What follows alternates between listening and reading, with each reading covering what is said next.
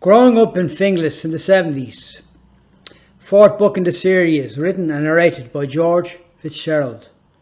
Have you ever counted the snowflakes in a storm, or the raindrops in a flood? The morning was alive to begin with, born from a terrible darkness. An abstract sky blazed across the sleepy chimneys on the rooftops above us. I opened my window and looked up. In the womb of the early light, I saw the white clouds, so distant from the shadows of the evening. George Fitzgerald, 2024. Chapter 1. Our houses on our road were finished in pebble dash, orange in colour, while the rest of the estate was complete in white. If those houses had a voice, what would they say? They were there from the beginning and will stay till the end, watching young parents grow old and little people grow up. In the time of the chopper bike and the TV show called Happy Days, when Fonzie was a star. It was one of those afternoons, the ones stuck in your memory, as if something happened, but nothing did. I have my head out the front bedroom window. The sky was cleared and every door was opened. The chorus of kids' voices at play. Youths are in groups, men are in gardens, and a woman is like me, with her head out the window, talking to the insects that hung in midair. I could hear the distant traffic and the witness of the slow driving police car, the one that kept their eye on everyone. They moved in not long after we arrived, their gaze branding us criminals because of our address. That was the problem. We are branded from the start. Our master, the teller of 1,000 tales, said it this way: Mr. Fitzgerald, I believe you live in a no-go area. That's half your problem. I didn't know I had a problem. And if, as he said, it was half my problem, I wondered what the other half was. I could see Mr. Gleason's gabled wall, the triangle section hiding the block. While on the drive, the White Houses stared at us. I saw them, and beyond them, at the end of the block, beyond them still, the sun was rising to greet us. A child ran by in his nappy. Mother chased after him, passing a man in his garden sitting at his door, reading the paper. His wife is on a chair, darning a pair of socks. The police car stopped, and the guard got out and viewed us as animals in the zoo, caged by choices that were not our own. We did not seek out our address. The powers above did that for us. People were grateful for what the government had provided. But the government didn't live here. We did. So stop judging us for being in the place you put us. This wasn't the leafy suburb beyond Dublin city, with beautiful gardens and white picket fences, the latest dream homes for the upper class of the 1970s. But it was our single black fenced planned suburb. In eye-shot stood trees, the joint guards watching over the landscape of wild grass and a river home to tiny fish and frogs, while the trees themselves had many visitors, even the white-throated dipper. I had a lot on my mind. Everyone has a lot on their mind because that's where they live, up in their heads. Whether or not in the sitting room or at the dinner table or on the bed, we're always living upstairs in our heads. My head went here, there and everywhere, asking a question. Have you ever counted the snowflakes in a storm, or the raindrops in a flood? I was on my bed wolfing down my imaginary dinner because I was still passing my food from my plate to my brother's when my ma turned her head. Or better still, when she went upstairs. That was a better option. That way she never saw Joseph or Pat's plate piling high. West was too young, so I couldn't lash me dinner down his neck. Cutting weight in an unforgiving sport run by men with broken noses and iron fists was hard. It had to be done. These were the days of restless thoughts. Would Joseph and I clash in the County Dublin Boxing Championships? Because we had made the same weight. Chapter 2. The competition that Joseph and I weighed in for commenced. We were thankful that we were not paired against each other in the preliminary rounds. Together we walked to the bus stop, caught the 48, jumped off from Parnell Street and strolled to the Gresham Hotel, where he met Rocky. He stretched over and opened the back door of his car. "Right, boys, let's go," he said, with his hands on the wheel and his face on the road. When we arrived at the National Stadium, Joseph and I crossed the floor and went into the dressing room. Joseph took off his shirt, his vest, and placed on his cap and danced in his jeans with his bare feet because he'd removed his shoes and socks. He flexed his muscles and smiled, and I wondered how we got here. The two boys that at one time at least looked posh. Now we are skinheads in caps fighting for sport. He took off his jeans and placed on his boxernicks and singlet, and so I did the same. He halted at the door when he was ready to go. "Here, George, what was a ma always says? If first you don't succeed, try and try again," I replied. "Right, Dad said if you want to be the best, you got to beat the best. It's our time. It's our time," he said, winking before leaving. I lay down in my robe, my hands bandaged now, my new boxing boots. I gazed at the ceiling, resting my palms on my head and waited. The waiting is the hardest part. A tick-tock moment, as it seems that the hands on the clock move slowly. I watched and waited until its face grew familiar, similar to that of a friend. A second became an hour became a lifetime, while time itself drew out like a long breath. I wondered again. I wondered about Ma and Dad and what they were doing. I could see Ma on her chair, Dad on the other, the fire lighting pot playing on the floor, the TV show in those days where Top of the Pops, Porridge, Coronation Street, This Is Your Life, Edward and Mrs. Simpson. And even though we were born in the 60s and raised in the 70s, we had a great interest in the films that Clark Gable, Marilyn Monroe and Paul Newman were in. My imagination took full advantage of the moment, and I saw myself in my own television show, the one I made up in my head. I was roaming through the fields. The morning favoured me. The heavens were happy, and the earth was cheerful. Its occupants peeked from their burrows and nests. I went to the stream and picked up a stone, smooth and glossy, the slayer of a sleeping giant. Every frame in my mind now became a delicate painting in perfect order. The curious creatures, the look on their faces, the rabbit, the bluefinch, the singers in the sky as the white-throated dippers flew by.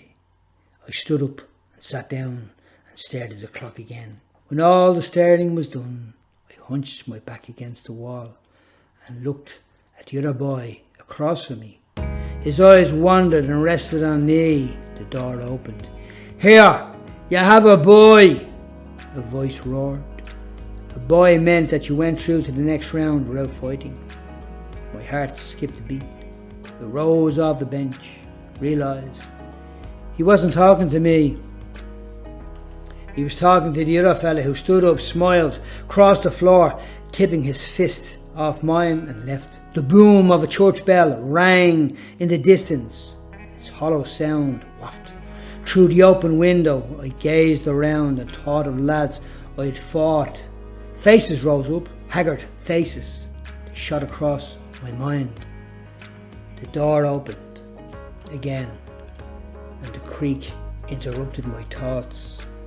Two boys entered. One was Nicky, the dipper, who stole the purse in town that day. Remember? And his sibling, Mousy. The vibration of the crowd sped in behind them. I overheard the bell and a tremendous roar going into the air.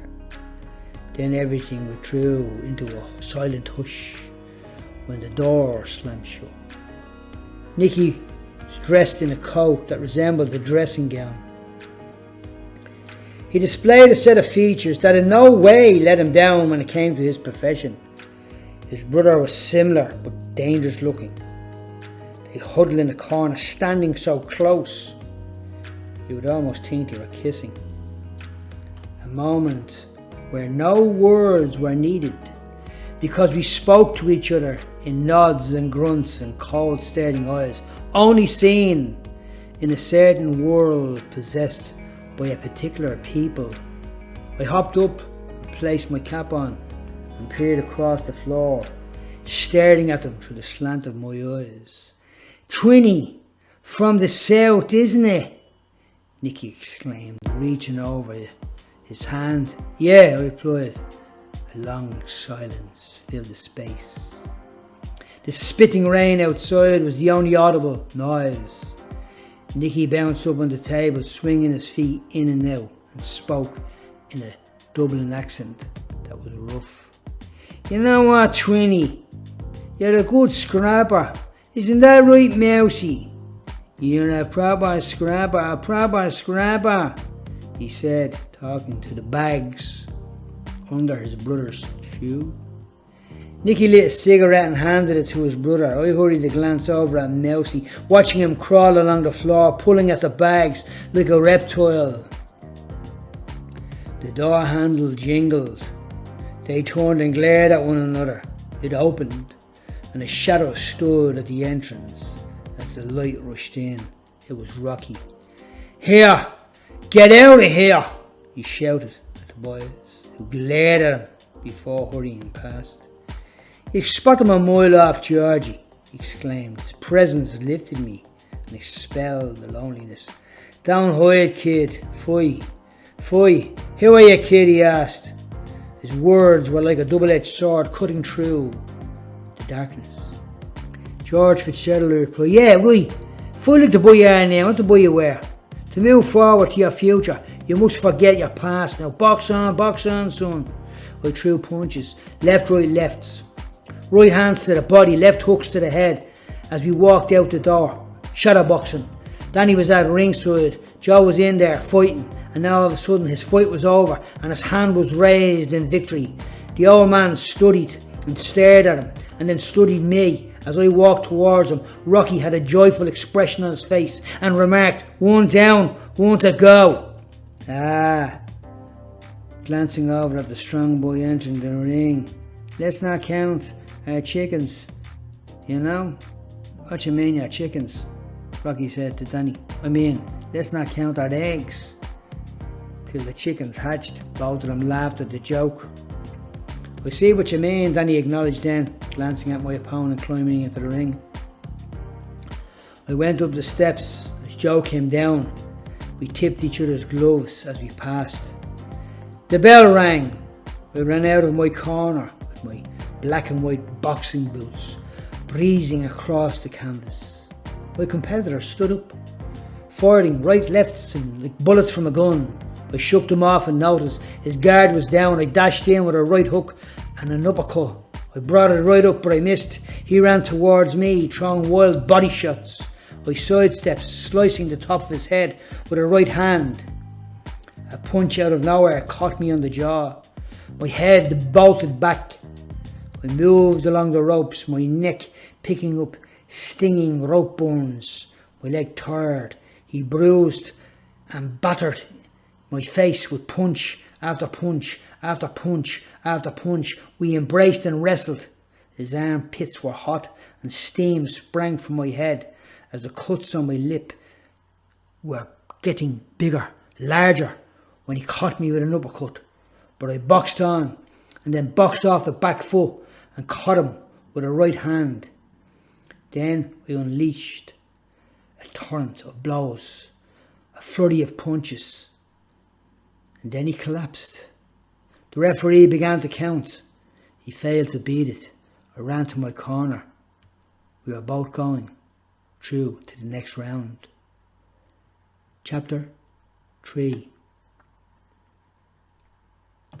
The next morning I went for a ramble, as I called it. I do that sometimes, I still do. I walked from the south to the west, passing the Church of Annunciation. The House of God was built during the church building boom, created in the 60s by the Archbishop of Dublin, John Charles McQuaid. It was designed to accommodate around 3,500 parishioners. From there they headed to the Barry shops and then back towards the village, stopping at St. Canice's Church. It was a waitless morning. Nothing was broken, fractured or torn. All was well with the world, as I recall. I saw an old couple, arm in arm, making their way up the hill. I wondered about their lives in a time gone by, envisioning old villagers in worn caps and jackets, walking behind their cattle, the penniless people of the 40s, who borrowed and lent to neighbours and friends, women in scarves, others in handbags, carrying them, chatting in the early morning. The darkness had not fully gone. A star that refused to go to bed still sparkled in the sky. I remembered Walter, the artist guy. I'd never see him again. Did he move away? Maybe. Who knows? I picked up a companion while moving like a sleepwalker on my stroll. Her name was Lemon Drops. Lemon Drops was her name. Curly Bops and Lemon Drops were buddies, pals, friendly towards one another. She was 13, was Lemon Drops, which made her a little younger than me. She had one passion in life. I'm sure you've guessed it, the sweet Lemon Drops. Georgie, me dad likes them. Me ma thinks they're great. Me brother says they're okay.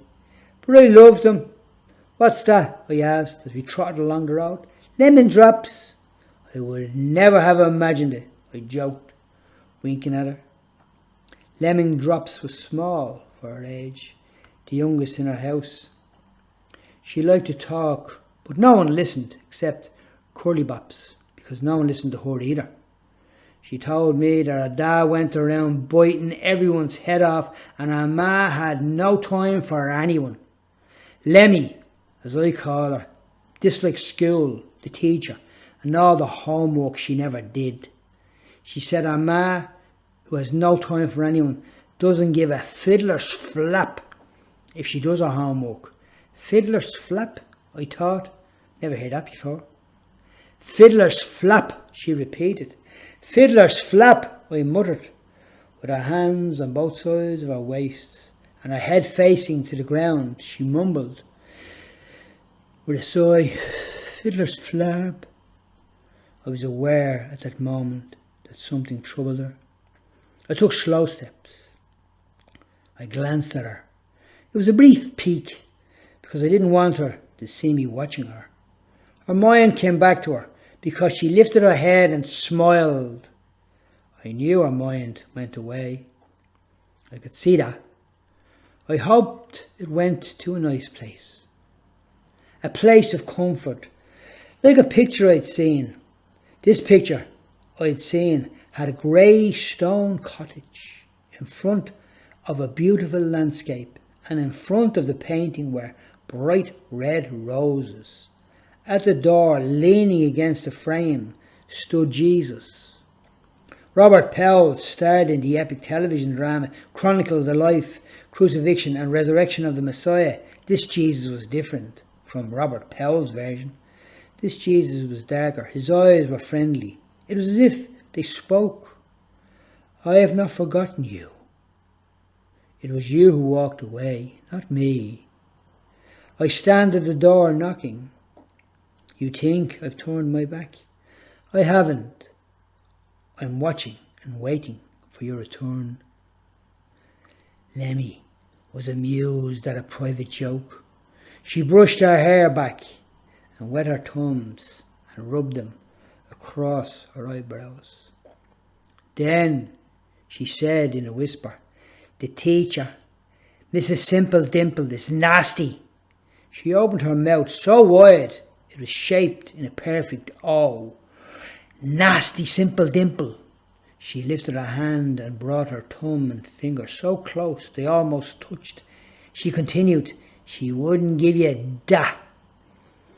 Me ma doesn't give a fiddler's flap, I said. She smiled and we laughed as I knew it was my time to say goodbye. I jumped on the wall of the Spanish nuns' convent, waved and dropped down. I remember the building, red brick, with pillars at the entrance.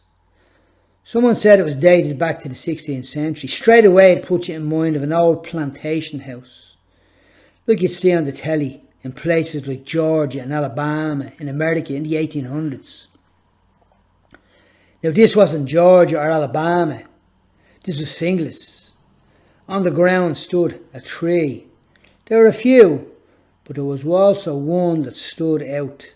They planted it near the wall, heaven's umbrella, in the rain for the praying nuns who roamed the grounds.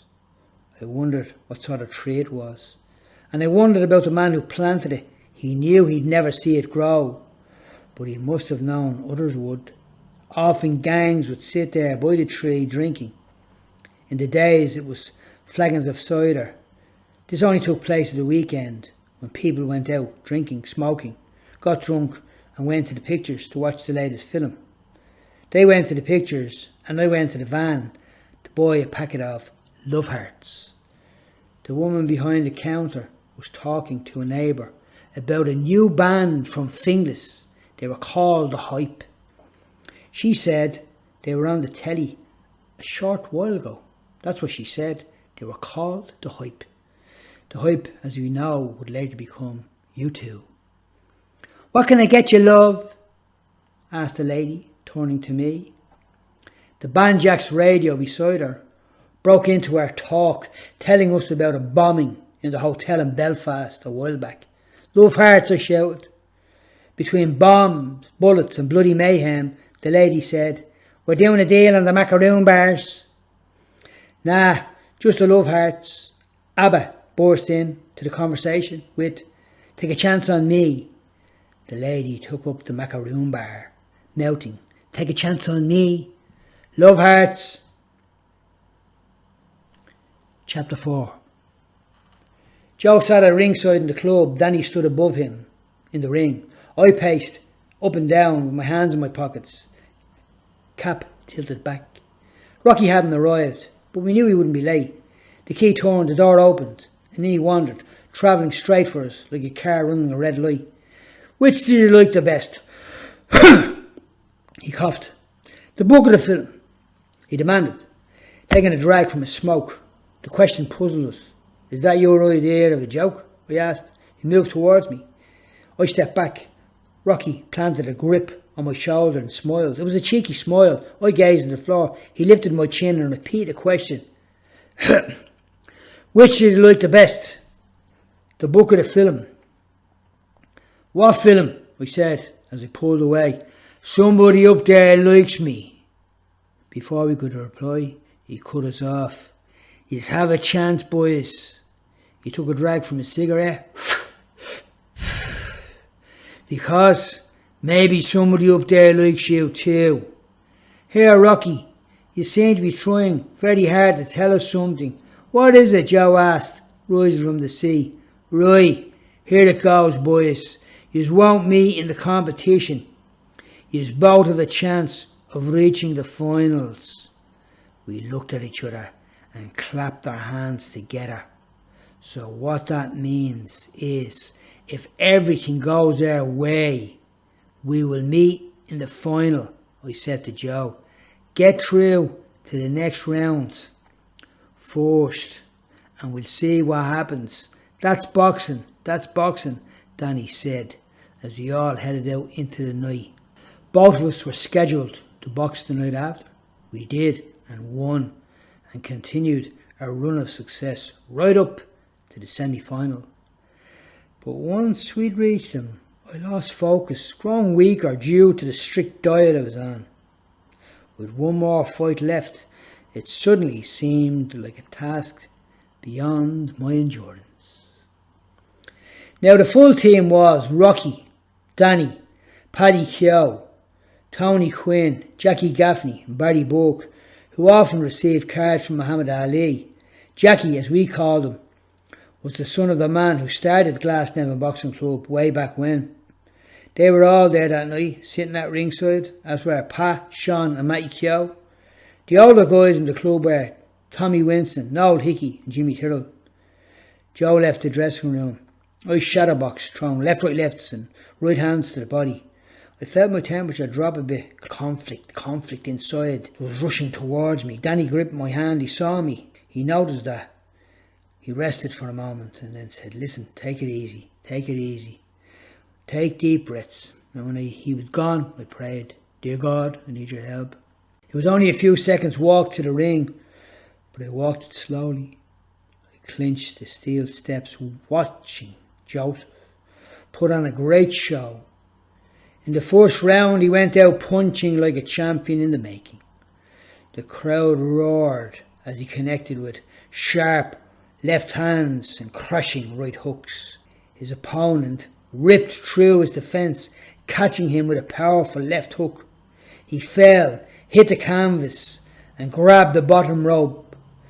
The referee began to count. 1, 2, 3, 4. My heart skipped a beat. It was all over, or so it seemed. But Joe stood up on the count of 5. The bell went. The round ended. Danny pulled him into the corner where he was given water, and we were given a memory that wouldn't leave us. It would stay with us forever. This is what they call amateur boxing. Here's my question. Is the punch to the head an amateur blow, or the force in which it was delivered?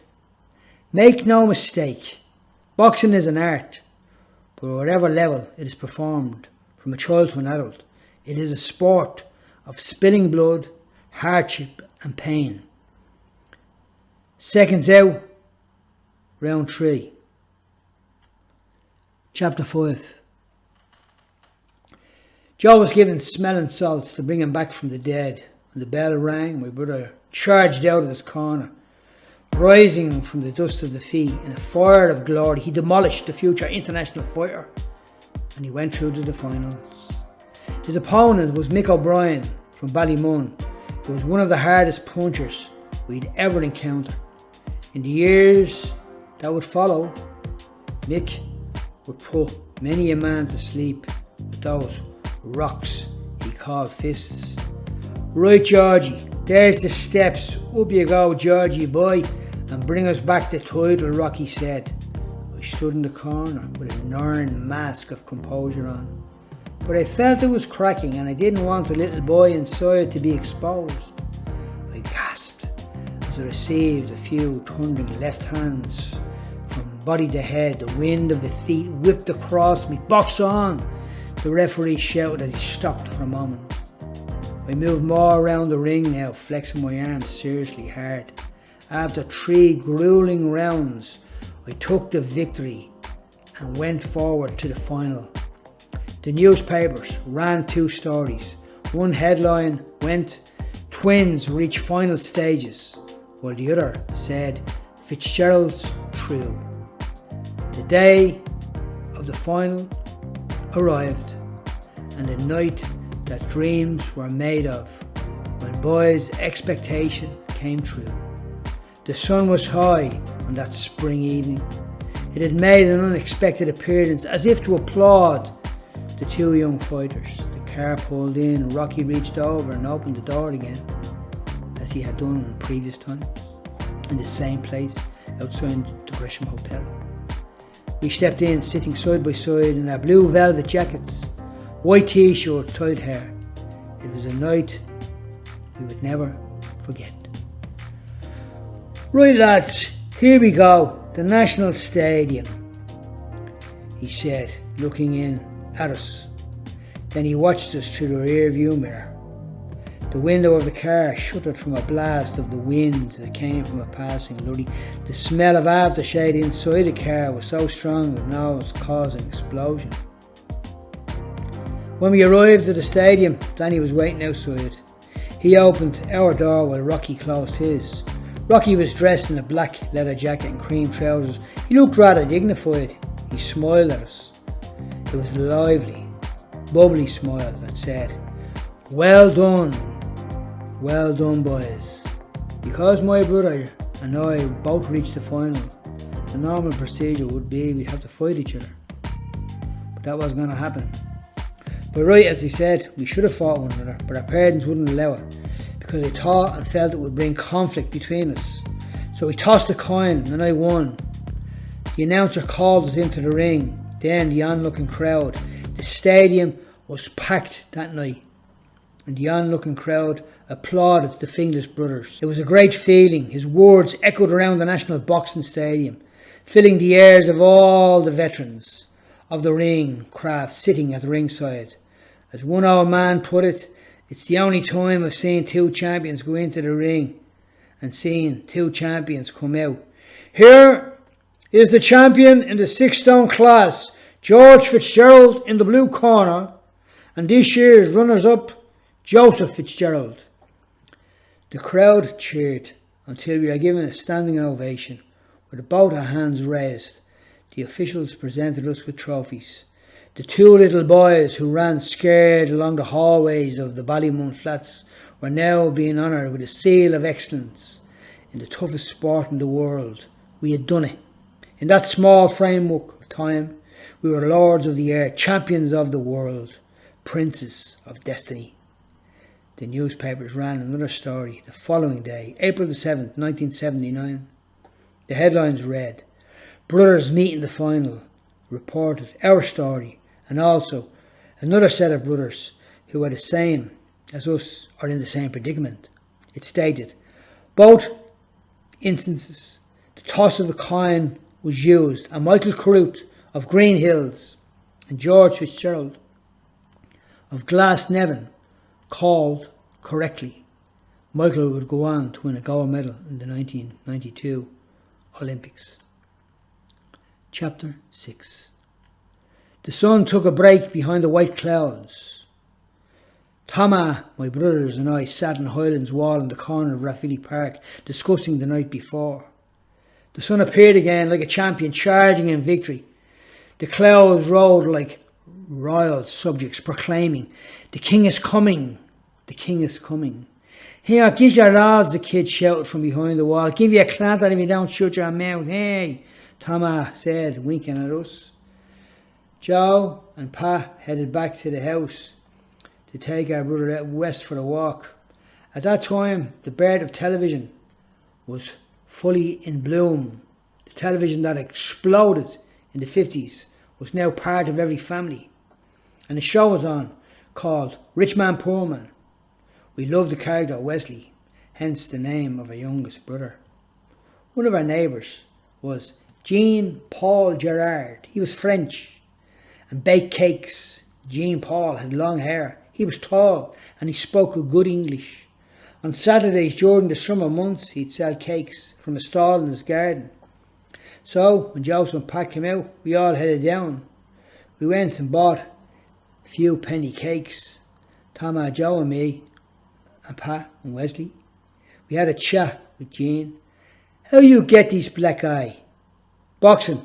I won a title last night. Yeah, and I came runners up. Yeah, Joe here, he came runners up. We never fought. Our parents and our manager said it wouldn't be a good idea. He gave me an apple. I don't know why. We walked off.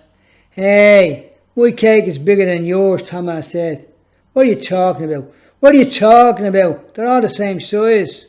Nah, mine's the biggest, Joe said, biting down on his cake, as we all did, also finding the same corner on our street. I leaned against the wall, then took out the apple. While I was chewing it, Thomas played with a ball. He built the ball up the road. My eyes pursued it, and as it did, it settled on a boy coming towards us on a horse. He advanced in slow steps. The hooves sounded like pots banging off one another. I crouched and gazed, wondering how the horse became so accustomed to the traffic, the clamour of the children. Then I marvelled how a boy could control such a large creature. When I looked, I noticed the lad was surveying me with great interest. So I put on the same attitude of familiar examination. I recognised him. It was Sonny. His shirt was wide open. He had a thick rope tucked down the front of his trousers. His hair was tied. A calf's lick stood in the front. His face was handsome, woven together with a charming smile. Although the boy was 14 years old, he carried the airs and graces of a man. He smiled. It was a telling smile, one that had a story behind it. "Here, give you a hand," he whispered, leaning across the horse. "Nah, Sonny, not into jockeying horses. You know what I mean? Bareback, I'm a boxer, not a jockey. Come on, I've something to tell you. Go down the end of the road, I'll meet you there," he said, nodding towards the corner. "Okay. Here, Tommy, I'll catch you later," I hollered as I rushed away. I mounted the horse. It gave out a cry, lifted his front feet and thundered across the yard. The block of houses flew past us as we went from a trot to a gallop. The distant sounds of barking dogs got more distant the faster we moved. We approached the river. I spot Goaty in the distance, pulling off his clothes and tossing him over to the bank. He walked in and dipped under and came up splashing with his belly shining, and then disappeared again. I wondered what story he was telling the fish. "Keep your head low," Sonny shouted as we charged past overhanging trees, wild bushes and birds' nests. I glanced at the sky and saw two birds fighting. They soared higher and higher, and within moments they were charging towards us at tremendous speed. The mare galloped. The feathered creatures moved with an aggressive surge. We drove on, and they cut through the branches and the overgrowth, landing on a branch peacefully. "Look at them," I cried, pointing at the frogs. Sonny pushed his fingers through the mane and yanked the horse's neck back. It stopped dead. He dropped off and raced like Tonto over to where the frogs were. I watched him creeping through the wild grass like a fox until he vanished, and all I saw was the slight rustling in the grass. I detected boys talking. A lad broke through the bushes, and then another. They led their horses behind them, holding a temporary bridle. Boys with glaring eyes surrounded me. Another boy climbed the ridge, riding a black mare. He had long hair, high cheekbones, and a fresh cut on the bridge of his nose. "Who owns the horse?" asked the long-haired boy. He went by the name of Johnny Be Good. It is not unreasonable to think that these lads did not have my best interest at heart. Their hateful expression were a strong witness to my reasoning, and I was not overthinking things. His friend found the question he asked funny because he laughed. "Ha ha! Here, Charlie, pull Skinhead off the horse," he hollered. Before they had a chance, the horses went out of control. The boys ran in every direction, waving them down, but the horses kicked and bolted towards them.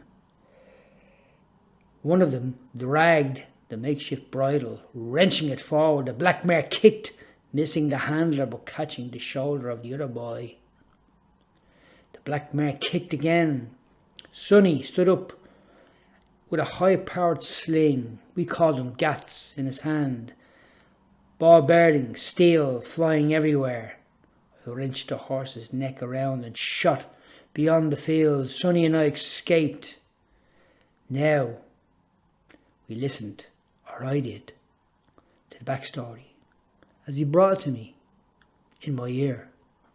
And the backstory was that those boys had battered his brother Sal, and for that he was out to get him. Chapter 7. Ireland gained access to the common market and the ability to compete with it when it became a member of the EC in 1973. During the 1970s, two oil crises raised the cost of energy and the important products and services which had an effect on Ireland's open economy. This decade saw a significant increase in inflation due to the oil crisis and increasing pricing of all sorts of goods. It was a decade of wars, The Cambodian Civil War led one of the bloodiest genocides in history. The troubles in the north weren't going away, as the murder of civilians was now in the hundreds. The news told us nothing we ever wanted to hear. I got a summer job that year. The summer job I got was one selling newspapers in town. A newspaper that was never going to make it or never going to last, but it came out just in time for me to pick up a job. The office, as I remember it, was on Dawson Street in a room that walked out of some black and white film in the 1940s. Not wanting to be one to interrupt the ambience, I arrived in my first day in my black cap, my grandfather's shirt and my waistcoat. A group of us boys would gather there at the office, pick up our bundles of newspapers and leave. I walked the south side because I knew that the handbag snatchers operated the traffic lights on the north side. The pavement, the cracks, the concrete, the sound of the shoes slapping the paths as they joined forces with an army of foot soldiers on their way to work. As I shouted, "Read all about it! The new stories in the new paper! Read all about it!" The hustle was on. The aroma that came from the fast food and more refined restaurants filled my nostrils. The steakhouse and the burger joints, the beggars and the buskers, the dice man and the scruffy looking paper boy urging me on. Grafton Street runs from Stephen's Green in the south to College Green in the north. That's where I was standing, on the path, away from the passing trucks, lorries and coaches, and the foreigners pointing to Trinity College, taking pictures, while the shifty-eyed dippers moved in like sharks. The shark-eyed dippers and the slip-past shoplifters weren't fussy. Anyone was game. So I kept myself very alert about where I was going, what I was doing, just in case somebody would follow me. But however, this read all about it stuff got off to a good start as I moved around meeting laughers and jokers, the Dublin one-liners and the lady who gave me a peck on the cheek and left with the scent of perfume mixed with alcohol drifting behind her. When I felt I overstayed my welcome, I walked around and parked outside the National Library on Kildare Street. Little did this young boy know, who shouted, "Read all about it! Read all about it!" that the building behind him would one day be the home for many of his books. Not books he owned or bought, but ones he wrote. "Read all about it!" 3 youths inched across the street. How they moved earlier I do not know. What I do know is the sudden sleepy saunter in which they sailed was eye-catching.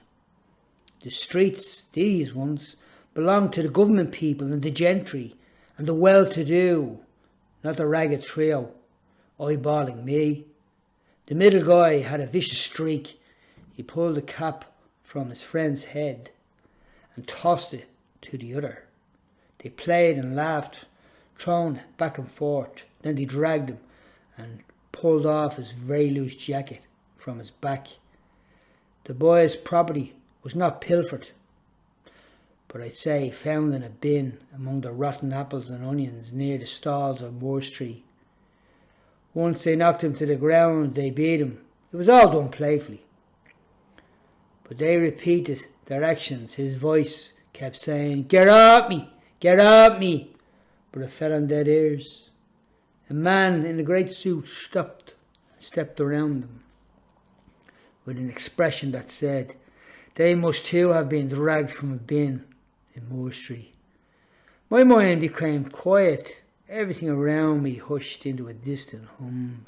I wondered, can you fall in love with a moment? And can a day become your friend?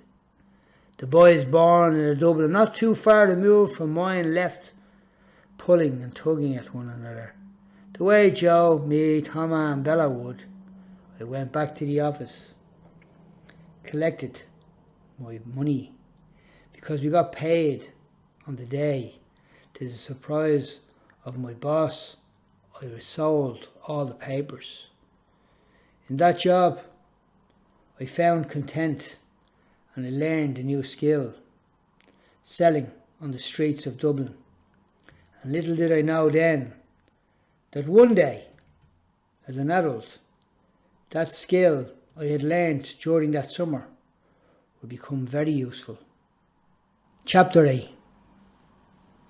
It's a heat wave out there, Joe declared, as we sauntered along the corridor in school. The holidays are over. September arrived. A few months had passed since I'd won the title. We were scheduled to box on the docks on the following Friday. We talked about this while we headed towards the schoolyard. I bent to tie my lace. I overheard two boys rumbling and mumbling. Yeah, Sonny, he's a marked man, the taller youth spoke as they rested their elbows on the windowsill. I kept my head low, trying to gather as much information as I could. Yeah, Johnny said that Sonny guy lashed him over in the fields there with a slingshot. He was using ball bearings or marbles. The schoolyard was situated in the centre, with 4 large buildings surrounding it. Joe was right. There was scarcely a breath of air. Not a cloud to be seen in our September Indian summers, as we called them. Gangs of youths huddled together in groups. They wore leather coats and denim jackets, skinheads and Doc Marten boots. The development of these crews all depended on your geographical location. Gangs from the south congregated, as did boys from the west, and a small number from the east. But even in the west, the gangs were separated, the Barry boys and the Kappa boys. In the south, a smaller gang were emerging, that they called themselves the Dirty Dozen. They'd grow to change the name to the Filthy 50. Air gangs and other gangs would emerge. They were responsible for the riots that made the headlines in the 1970s. Sonny was leaning against an iron fence when 2 boys dressed in jeans and matching jackets stepped across the crowded yard under the command of Johnny Be Good. They glanced at Sonny as they passed, and one of them snatched a short bar from underneath his parka. Joe and I stood about 20 yards away when we spotted the bar. "Watch your back, Sonny," we shouted in unison. The boys swung the poles, smashing against the railings. Cries and shouts rose from the crowd as the boy with the bar staggered and lost his balance. Sonny advanced with great swiftness and fired in a flurry of punches. Johnny Be Good came marching towards them. He had a club in his hand, but amidst the fury, the teachers forced him to retreat. The bloody attempt failed.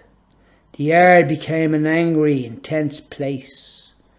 But Sonny, with his quick feet and watchful eyes, disappeared into the crowd, and everything went quiet again. A breeze blew in, out of nowhere.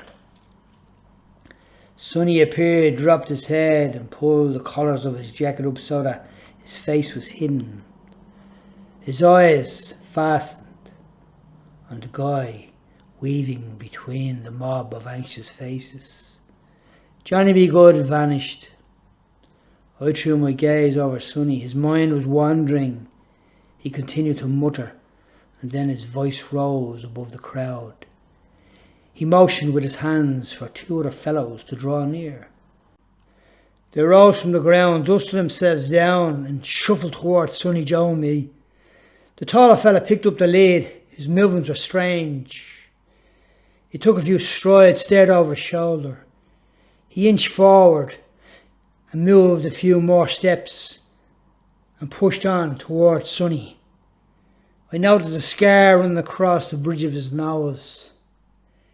He took a deep breath and let it out.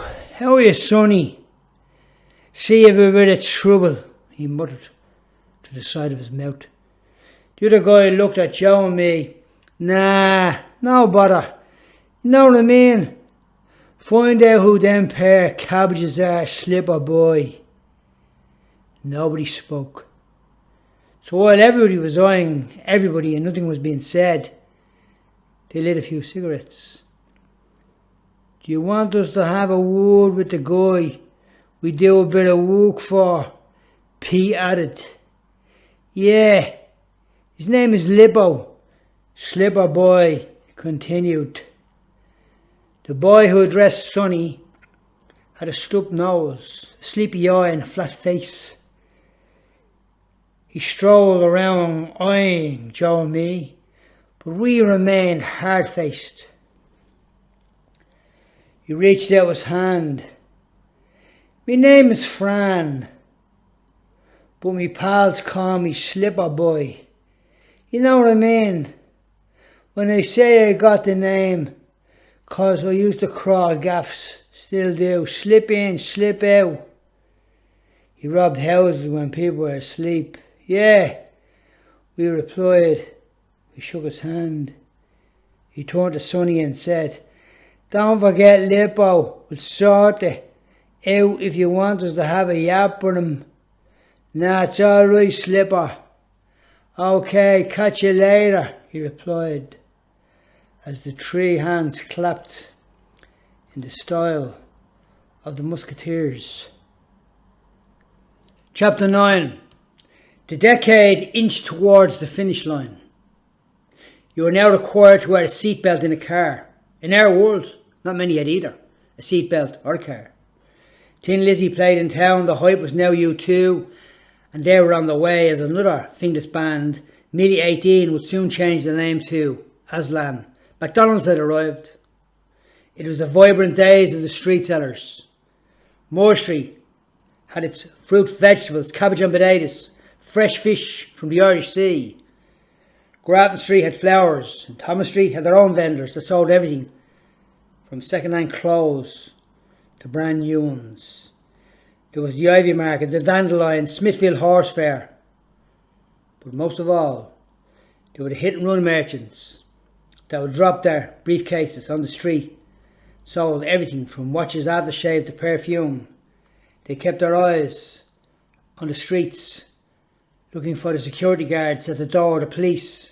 The newspaper boys were everywhere, in every corner, crying, "Read all about it," mingling with the dealers on Moore Street who shouted, "Get your 10 bananas for 50 pence. It wasn't the dealer's cry that caught our attention though, but the venomous roars from Johnny Be Good. Joe, Sonny and I went to the porch as the bell sounded to signal the end of the school day. When we saw what was outside, we froze. A gang carried baseball bats and bars. We observed Johnny Be Good stoop down. He held his hands in front of him as if he was warming himself by a fire. With a quick eye, I read his hateful expression. Another youth elbowed his way in front. Cars and lorries passed outside as a gang of children walked by the gate in single line. Boys gathered at the door, lighting cigarettes, passing them around. I could see the houses beyond the gates and the distant chimneys gushing out black smoke that drifted towards the village before vanishing. A thing I would love them to do. Vanish into thin air. Joe stepped forward, watching, as I stood slightly behind, my cap on. Sonny peered out between us. All three of us crept back, and then we stepped out until we found ourselves running along the wall. The gang stayed put. With flashing glances, the three of us looked back and saw them staring at the entrance. But a youth yelled, "There they are!" As their commander let out yells and shrieks, and words flowed from tongue to tongue. "Run, boys, run for it," said Sonny. We didn't wait around to find out whether he was kidding. It was as if the earth itself vibrated with panting and pushing and striving and crushing that rose. I glanced over my shoulder at the maze of angry faces. There was a wall in front. It was our only escape route.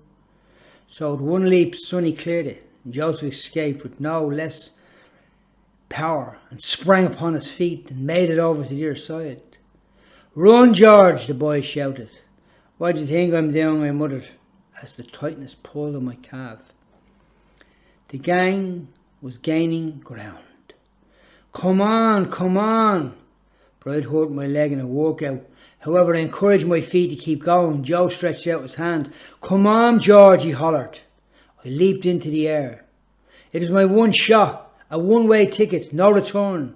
I kicked my feet, trying hard to grip the wall. The wind caught my jacket, blowing it over my head. I saw but a hand reach out. It was Joe. A bunch of hands grappled and pulled me at the back. Joe looked fearful. He caught my hand. Sonny pulled me over the wall, and we raced out into the open spaces and headed for a hill on the earth and made it over to the other side. I circled along the outside and lay down on the ledge. Sonny picked up a few stones and put them into a sling. It was a poor plan. It was all we had. We crawled out and watched them roam around the open spaces. I noticed Johnny B. Good looking around. His face appeared angry. "Now, let's get out of here," Joe said in a near whisper. So we moved back and slowly declined along the steep hill until we reached level ground. We moved as fast as we could, walking and running, staying together, taking a shortcut through the houses until we came to a few steps that led into the south. There we let out a sigh of relief. "Thanks, Joe," I said. "For what?" "You didn't think I'd leave you there." His words were like a song, an old song that we heard when we were children. We laughed. The story ended for Joe and me once we reached our street, but Sonny wasn't about to let the boy with the black hair get away with it. We yelled, "There they are." According to the story we heard later, Sonny was consoling himself with thoughts of vengeance, planning it out to a hairline detail. He waited for the opening. It happened on a rainy day in May. The fellow who pointed us out was sauntering towards school, minding his own business. Sonny appeared from behind the doorway. The light ball flew into the air. The youth lifted his head and watched it progress.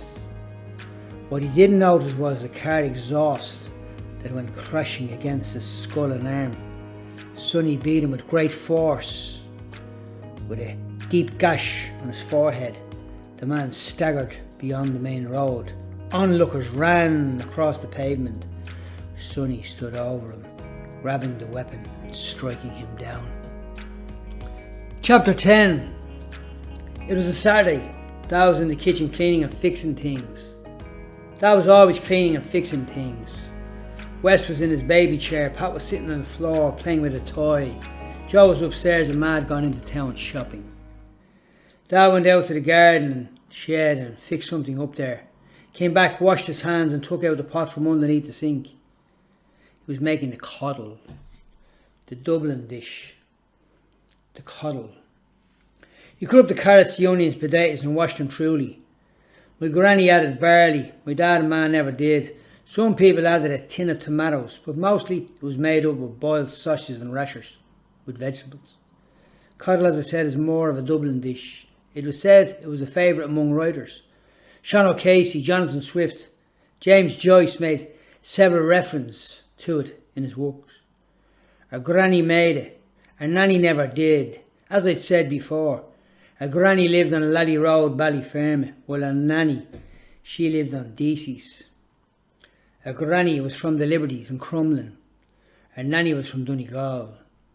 When we were younger, Dad would sometimes bring us to Ballyfermot by walking through the Phoenix Park. In the autumn we'd collect chestnuts. As kids on those walks the sky seemed higher and wider. As we passed the lake, Dad said it was a pond. We saw the trees and the deer and the lake that made itself into a pond, as Dad said. Our granny be waiting there, standing at the door, smoking her fags. She'd sit us on the floor with sheets of newspaper in front, and then we'd be given the bowls of coddle with rashers and sausages and vegetables and barley. We'd get the Ballyfermot barley coddle from our granny. If we went on the bus with Ma, we'd get the Donegal soup with cuts of bread. My dad would say in a whisper, "The Donegal soup." Ma would say, "Drink it up, it's called broth, and there are carrots in there. They're great for your eyes. Now, on the subject of eyes, Johnny B. Good received 2 black ones. Sonny was on the move, but one of those moves turned out to be near fatal. Not for him, but for a woman, in the wrong place, at the wrong time. You see, in Sonny's mind, the world had no rules or boundaries. If he needed something, just grab it. That was his philosophy. And to his mate, shared the same mindset. He was lean, with narrow shoulders, a boy that looked like he was reared on gruel. His face was pale. He had short hair cut at the back, parted in the centre. His dream in life, when he got old, as a man, was to raise better thieves than themselves. These 2 teenagers, their dreams of becoming full-time criminals.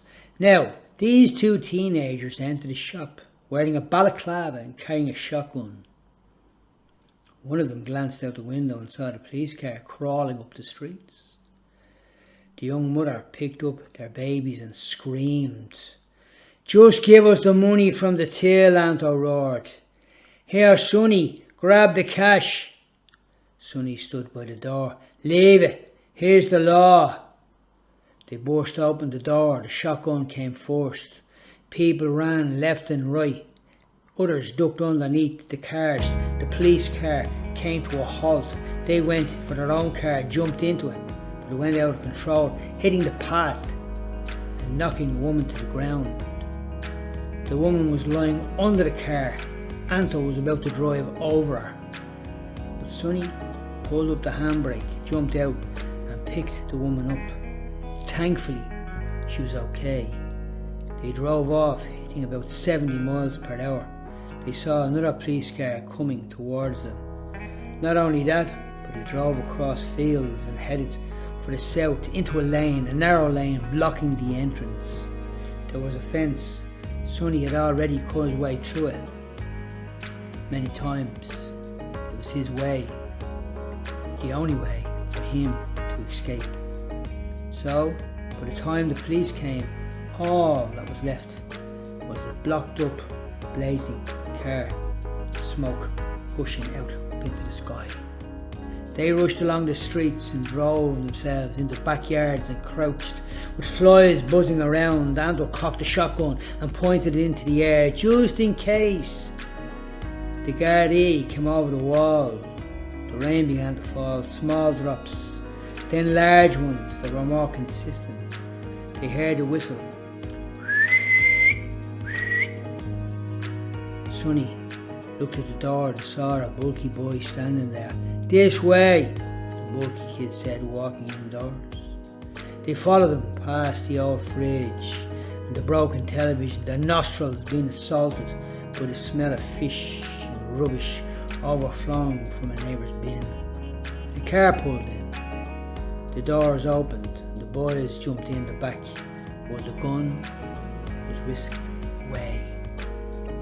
See, Sonny looked like his father, a big man, who wore monkey hats and caps, never drank or smoked. He worked on the docks and raised his family. To be honest, his mother was a small woman who hated the sight of trouble or crime. A hard-working mother with 13 children to rear. Sonny began stealing at the age of 5. His first memory was stealing pencils from school. By the time he was 10, he was making money on the street, selling anything he could from what he stole from shops or factories. At night, he slept in the same bedroom with his 6 brothers. The coal fire in the sitting room was the only source of heat for the family. There were 3 bedrooms, one with a bath and a toilet. The winter coats were used to keep them warm. He would often bring home coal or wood for the fire, but his father and mother would run him at the first sight of anything stolen. But one thing that Sonny had going for him was that his father and mother would never give up for him. And for this wayward boy, that was a good thing, because the paths he was taking, not many would stand up for this wayward boy. However, the day came when Sonny Joe and me jumped wall after wall and found ourselves running at the back of the school. I looked up and saw the window, and standing in there was a teacher that Joe had called Mr. McGee. We called him Starsky, after the TV character from Starsky and Hutch. He looked like him. He gazed at us and walked away. Mr. McGee was a praying man. They called him a Christian. He did a lot of praying, even openly in school. And that's what he did, because in my mind's eye I envision him watching and standing there looking at the youngsters saying, Lord, please save those three boys.